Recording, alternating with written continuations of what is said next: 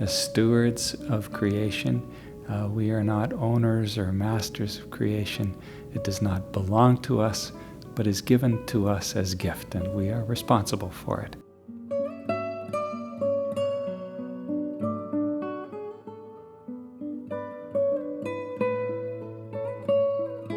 We have a cheap food policy in the nation. We have a lack of a lot of deliberate policy around sustainable agriculture.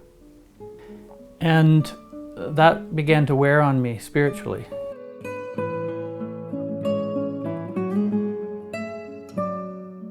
In 1998, we were moving out of our convent and we decided to take a corporate stance.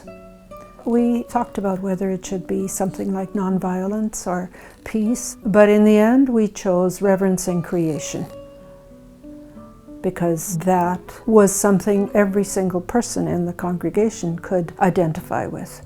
That reverencing creation was at the heart of everything we did.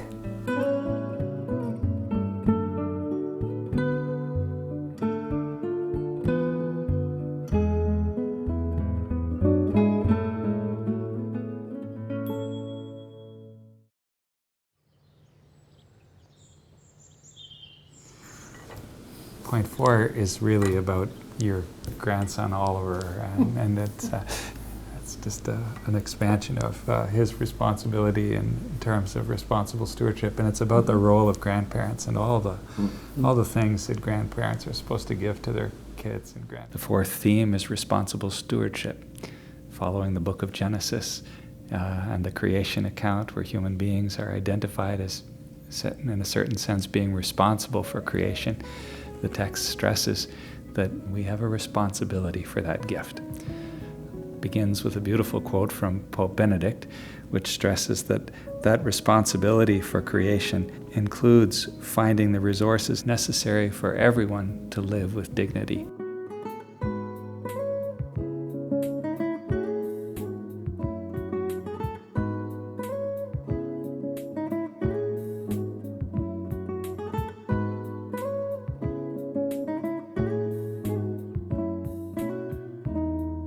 The fourth theme includes a strong quote from Pope John Paul II, who says that if we look candidly at the way in which we live in relation to the environment, we are betraying the mandate that God has given us to be stewards, called to collaborate with God in watching over creation in holiness and wisdom.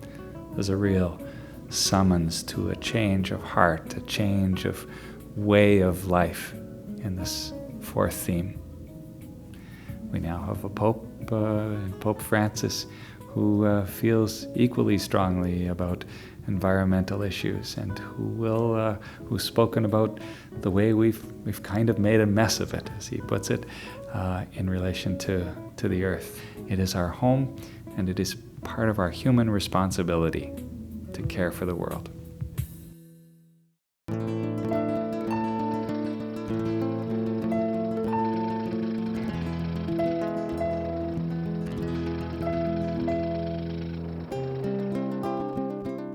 Today, when much has changed in the world of farming, equipment getting bigger, farms becoming bigger and bigger, more dependent on chemical fertilizers, more dependent on seed companies, on international corporations, we need to be asking, what is lost and what is gained in these developments?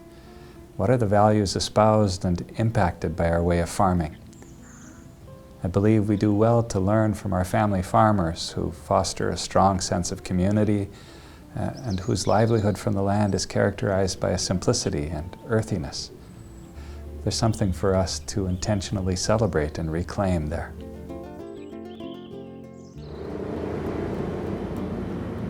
We tend to think of land as a commodity that we will sell to finance our retirement. And that is a stark reality for many farm families. The idea of a farmland trust is so that the generations won't have to pay for that land over and over again, and that we start to think about our relationship with the land.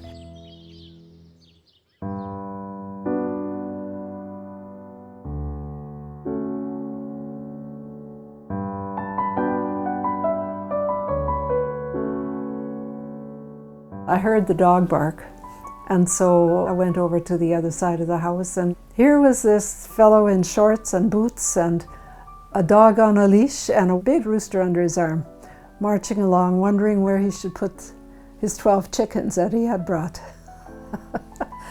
Absolutely, this is a new chapter beginning. This young farm couple, and so excited to come and live on the farm and be part of the development there. To find new tenants, we advertise in the local community. An agreement is set up with an individual tenant. And so there might be terms and conditions that vary from one farm to the other, but the general principles of sustainability, long-term tenure, protecting the environment will be in every agreement. At university, I studied agricultural economics, and I went straight to work for federal government with Farm Credit Corporation. And during that time, I saw the difficulty that farmers were having firsthand, that more and more of the family farm members were working off-farm, and that it was actually the off-farm income to a large degree that is sustaining agriculture in this province. Those statistics now, I believe, are nearly 75% of the disposable income on farms is from off-farm employment.